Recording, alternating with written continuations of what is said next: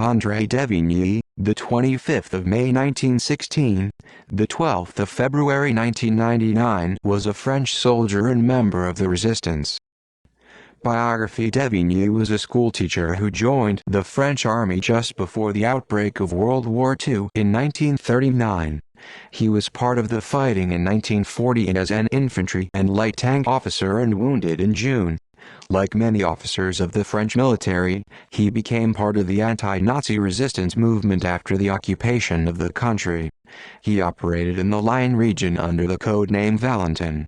He worked with the British Special Operations Executive, SOE, giving them information about the Germans by traveling to Spanish Morocco. In October 1942, he joined the resistance group known as the Gilbert Network. He became one of 3 commanders of the group, alongside Gilbert Groussard, its namesake, and Jean Campos.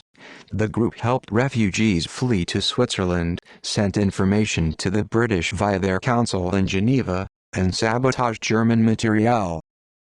Arrest and prison escape: in April 1943, Robert Moog infiltrated the group and turned several of its members over to the German authorities. Among them was Edmé de Lettres, who was then observed by the Gestapo. She was later suspected of having betrayed Jean Moulin, one of the best-known members of the French resistance, but Devigny always defended her vehemently against this charge.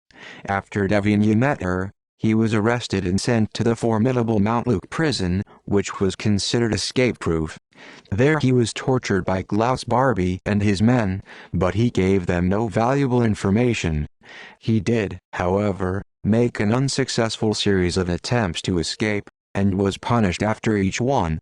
He was sentenced to death on the 20th of August 1943, the execution to be carried out on the 28th of August.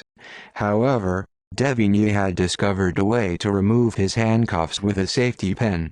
He ground the end of a spoon to a point on his cell's concrete floor and used it to remove the wooden slats near the bottom of the cell door and squeeze through the opening. At night, he was able to leave the cell and speak with other prisoners.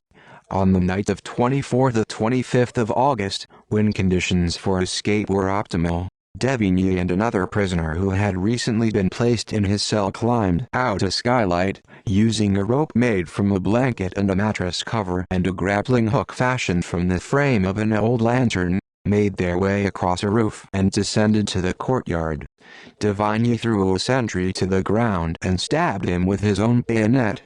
The 2 inmates climbed an inner perimeter wall and, after a guard patrolling the perimeter corridor on bicycle had passed by, flung the end of the rope with the grappling hook across a 15-foot gap to the outer wall.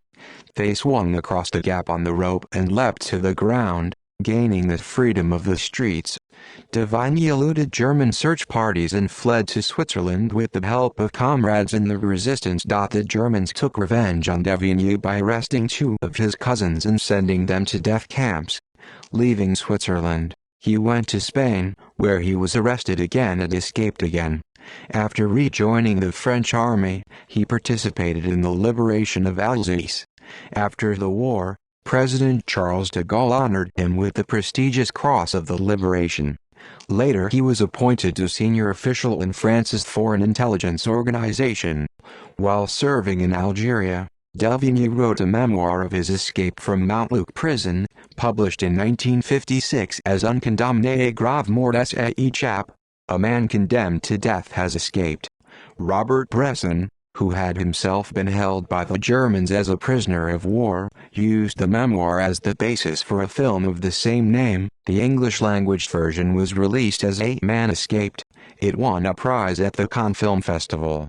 In 1964, Devigny was recalled to France to assist with the secret reorganization of the French military.